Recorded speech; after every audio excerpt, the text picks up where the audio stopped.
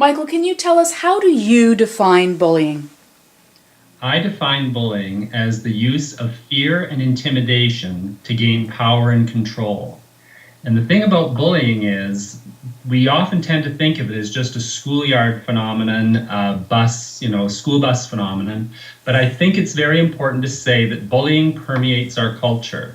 And one of the things I like to talk about is the bullying that kids experience from adults, the bullying that kids experience from teachers, the bullying that kids experience from their parents and their siblings. So one of my goals in my book, my recent book, is to try to expand the whole definition of bullying to talk about our bullying culture where might makes right. And this is, in terms of parenting, one of the ways we can help our kids talk back to bullying is encouraging them sometimes to talk back to us. A lot of kids who end up bullied are very passive, and they've learned this passivity because they're very obedient, they're very well behaved, and that's a good thing at home. When they get into the schoolyard and they meet the kid who's not so well behaved, who has a little rougher way of coming at things, they're not as able to handle this. So I think it's important that parents provide the opportunity in the home, the safe environment of the home, to practice talking back, to practice standing up for yourself. Kids who are shut down, kids who are silenced, I often find that they are more potential victims of bullying. So, as a parent, how do you practice that with your child? You practice by the simple art of listening. I really believe that so many of the things kids have to say are valid. And some of us grew up in homes where we may not have said children should be seen and not heard, but we really see kids as kind of second class, or we see them as their opinion is not really valid. And we listen to it half-heartedly and oh, poo-poo, and then we name the reasons why what they just said isn't accurate. But in my experience, the most empowered kids, the kids who are able to stand up in the world and be assertive, are kids who've been listened to, are kids whose point of view has been taken seriously at the dinner table, taken seriously as you're driving in the car. And this kind of empowerment is very important for parents to practice with their kids. Let's talk for a minute about bullying and the school. If you suspect that your child has been bullied at school, as a parent, what are the steps that you should consider? Okay, the first thing I really recommend is the don't freak out rule. Why don't kids report bullying? This is a common question. Why do kids keep it to themselves? And when you look into it, you find that the child will say, my parents would just freak out. Now, they've learned from experience that when I bring something emotional, controversial to mom or dad often have a big emotional response. And they quickly learn that I'm not going to bring that kind of stuff to mom and dad. Because now, in addition to the problem I have, I also have to deal with the emotional fallout of mom and dad. So it's very important for parents, when dealing with your child in crisis, that you model a very rational, calm approach.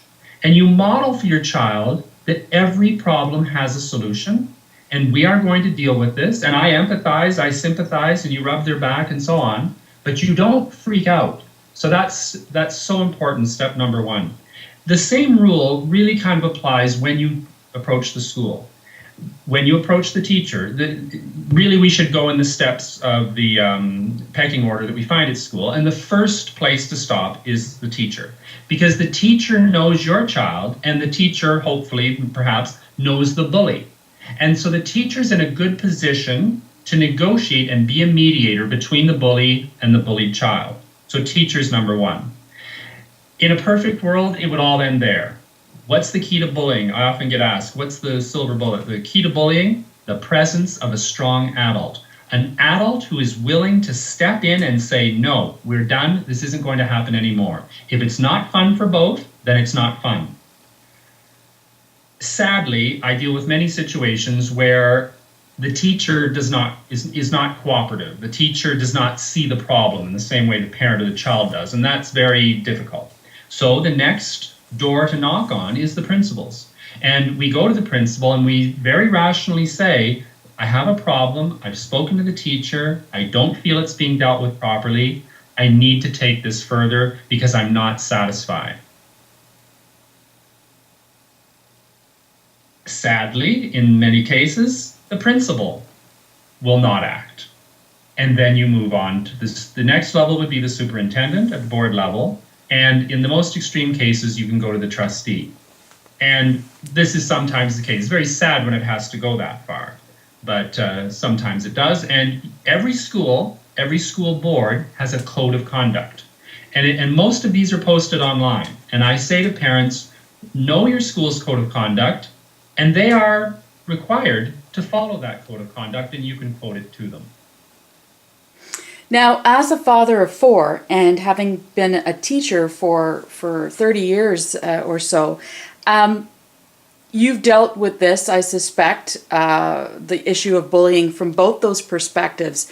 What strikes you about, how you've dealt with it, having all the knowledge that you have? Well, my own youngest son was bullied quite badly in grade 8, and I learned a lot from that experience. And I've counseled many kids who are being bullied, and one of the fundamental principles that I advise is including the child in the process. Whatever it is you're going to do, you talk to the child about the plan. In trauma, we talk about being re-victimized. And so there's the initial victimization of being bullied and humiliated in a public setting, for example.